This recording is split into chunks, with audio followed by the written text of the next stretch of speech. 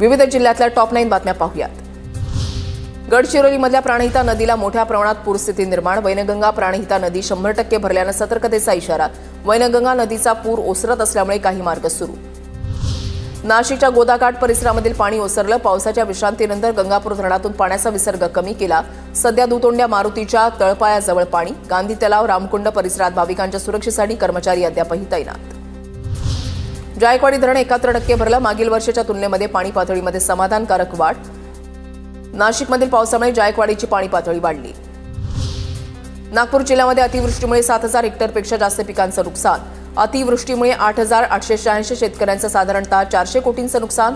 तातडीनं पंचनामे करून नुकसान भरपाई देण्याची मागणी।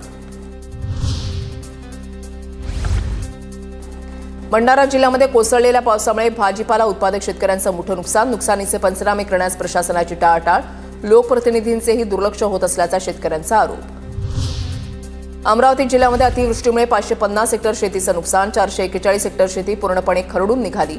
मोर्शी तालुक्यामधल्या हिवरखेडमध्ये घराची भिंत अंगावर पडून 3 वर्षे चिमुकल्याचा दुर्दैवी मृत्यू। अहिल्यानगरच्या संगमनेरमध्ये भूमिगत नाल्याच्या कामादरम्यान दोघांचा मृत्यू। नगरपालिका ठेकेदाराकडे काम करणाऱ्या कर्मचाऱ्याचा मृत्यू। विषारी वायूमुळे श्वास गुदमरून मृत्यू झाल्याची माहिती। दोषींवर कारवाई करण्याची मागणी।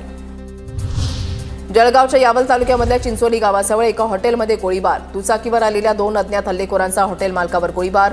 2 गोळ्या लागल्यानं हॉटेल मालक प्रमोद बाविस्कर गंभीर जखमी।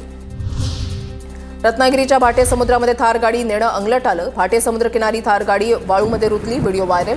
स्थानिकांच्या मदतीनं वाळूमध्ये रुतलेली थार गाडी बाहेर काढण्यात आली।